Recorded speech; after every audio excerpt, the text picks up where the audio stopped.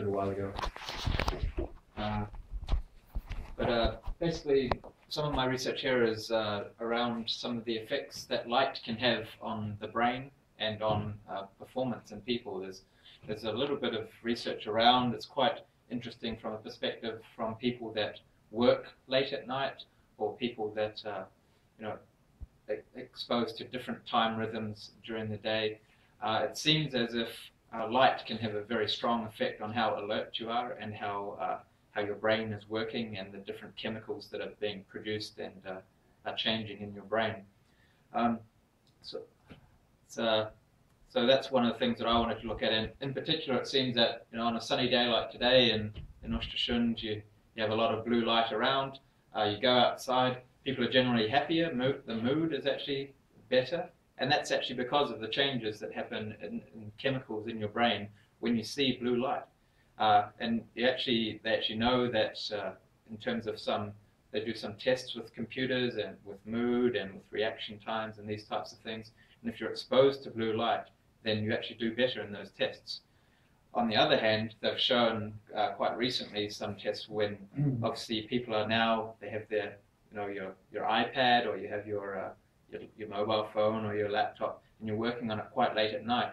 They've shown that the light that you get just from these types of devices, and even these new LED type TVs, more people have the TVs in their bedrooms these days as well, so you're watching TV quite late, maybe you're working on your laptop until quite late. They show that the same chemical that's keeping you alert during the day and it's telling you it's daytime, it's time to be up and ready to react, is you're getting the same message late at night because you're watching TV late, you're on your computer, you're on your iPad, and that's actually disrupting the chemicals in your brain and making you not sleep so well, which can have negative impacts as well. Sleep is really important, particularly for athletes. It's been shown to have actually quite a big effect on how well people perform. So basically I got interested in this idea of blue light and maybe sports at night, or that are predominantly performed indoors, like you guys are fighting indoors, right? So these types of sports, maybe by giving blue light, before a performance could have some types of effects. So that was sort of where I came in. I've sort of talked a little bit here about it being able to improve alertness and your cognitive ability. That's due to this change in this chemical in your brain called melatonin. So the blue light, when you see blue light, it kills melatonin. Basically, you don't produce any melatonin. When the sun goes away, it gets dark, melatonin starts building up. Okay, get a bit sleepy and okay, need my coffee or whatever. Can improve mood and sleep and alertness, like I was talking about. There's actually a study done quite far north in England, so not quite as high up as Östersund, but nearly. So during the days, in winter it was quite dark and the nights were quite long. They showed that people working in an environment where the light that they were getting from the light source in their office wasn't blue, but it had more blue in it than normal. They actually felt a lot better. They got less headaches when they were sitting in front of the computer all day. They did a lot better at work, and they actually found that they slept a lot better because their natural biorhythm was more closely related to being outside during the day and having natural sunlight. And it's been shown that some of these effects can actually happen quite quickly. 50 seconds of blue light has been shown to change how your brain's actually working. So I actually went through some of the biathlon data from the 2011-2012 World Cup circuit, because I sort of had this idea, well, these guys do perform both during the day, but sometimes their events are at night time. They have artificial lighting. I was thinking, well, potentially, maybe it's not all down to blue light, but potentially there are some differences in how they perform, because obviously accuracy in their performance is highly important.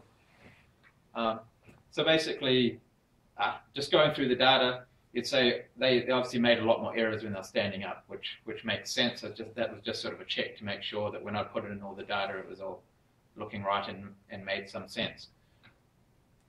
You can see here the amount of errors that they made in the morning, afternoon, or evening. So, yep, when they were lying down shooting, they made more mistakes in the evening versus in the morning. Same standing up. made more errors in the evening versus in the morning. And so on total, the average errors, morning versus evening, made about 1.5 errors on average in the morning, 2.7, so nearly double. And that's a whole extra shot, that's a whole extra lap of the circuit that they have to do, that's a whole extra that time penalty that they get, make a massive difference to how well they perform. So I'm not saying this is all down to blue light, maybe there's other things going on, but obviously the lighting that they have at the event is they try to get it as good as possible so that there's no one complaining, hey, I can't see the target, right? So it's got to be something else. So I found that really interesting. My PhD background was actually in some of these chemicals in the brain and how they're produced and how we can use them to get bigger and stronger, basically. My background is in rugby in New Zealand, so there's quite big, strong athletes. We wanted to understand how the athletes respond to different types of training, and particularly testosterone is really important for recovering and for muscle maintenance and growth. But I found a really weird study, which is why I sort of got onto this in the first place, around chickens. And it seems that, you know, if you're a chicken farmer, you want your chickens to get really big, really fast, because then you can sell them and, you know, the meat is worth money. What they do, they grow these chickens under blue light because they know that it increases their testosterone.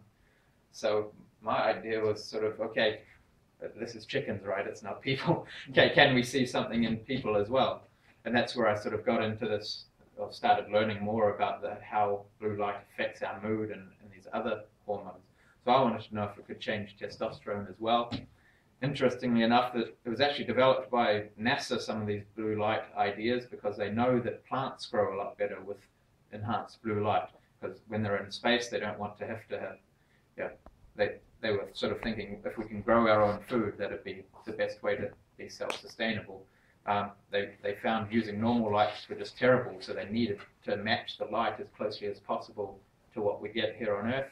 And they found that using blue light in the space shuttle or whatever to grow plants was much, much better.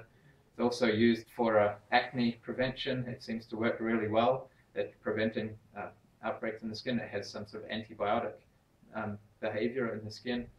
And it's even been used for the sort of treatment of the disorder, the depression disorder that's quite common in Scandinavian countries.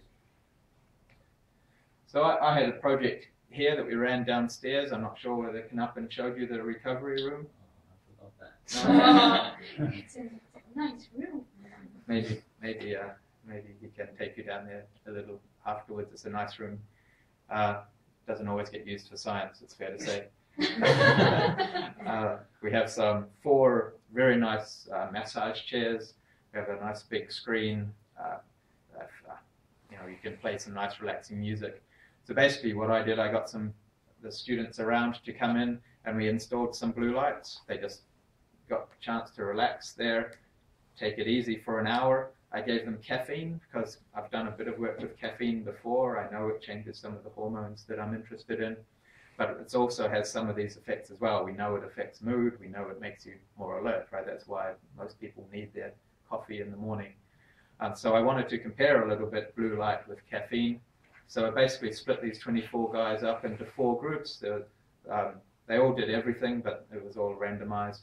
So one of the groups was, they got basically nothing. I gave them a pill, told them maybe it has caffeine in it, maybe it doesn't. And they just went into the room and it only had white light. Another group, so there was a group that had placebo and just white light. So basically they got nothing. They were sitting in a nice relaxing room for an hour. They could get a massage.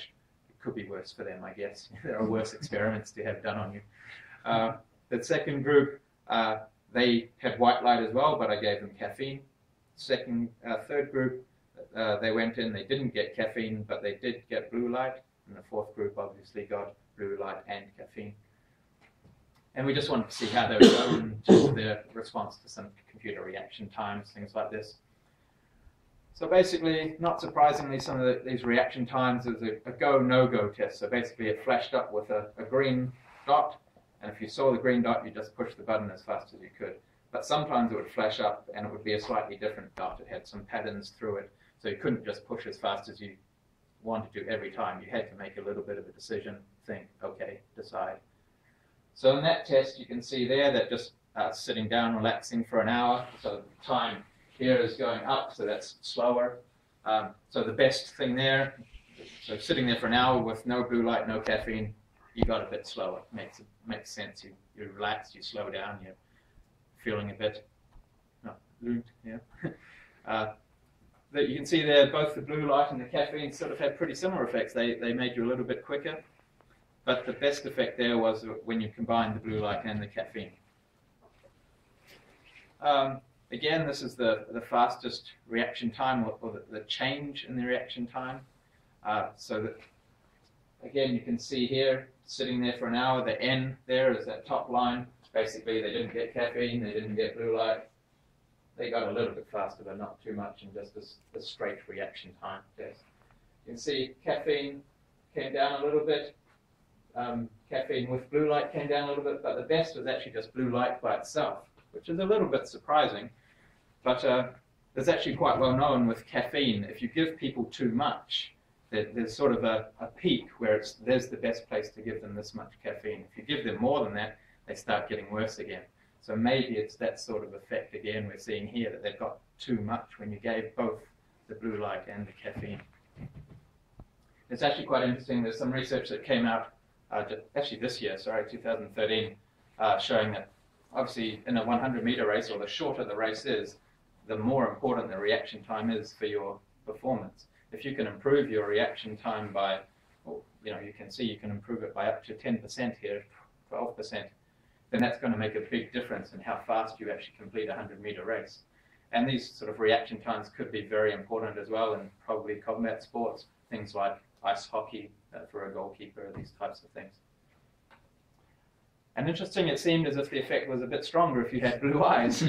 So, I mean, I've actually read a paper showing that some of these changes in the hormones in your body are actually related to the eye color, and that using blue light in Asians who have predominantly brown eyes doesn't really work so well. But no one's ever really shown the same thing in terms of some of these cognitive effects or the reaction time effects. So yeah, I thought that was really interesting. And here you can sort of see, so these are the blue-eyed people that just sat in the room and got no blue light, no caffeine. These are the non-blue-eyed people who got nothing, no blue light, no caffeine. This is the non-blue-eyed people who got blue light, but then the best performance, or the biggest change, so the fastest reaction time was in the blue-eyed people with blue that got exposed to the blue light. And yeah, maybe that explains a lot why a lot of Scandinavian people do actually have blue eyes, because they're more sensitive to the blue light. At times in Östersund where you don't get so much sunlight, then maybe it's really important that you can use the blue light and be really sensitive to it. The same way as light-skinned people are very good at absorbing melatonin, and dark-skinned people don't really absorb the melatonin so much, because I guess when they evolved in Africa, then they didn't need to really get any more melatonin from the sun. So that's all I wanted to talk to you about. Are there any questions?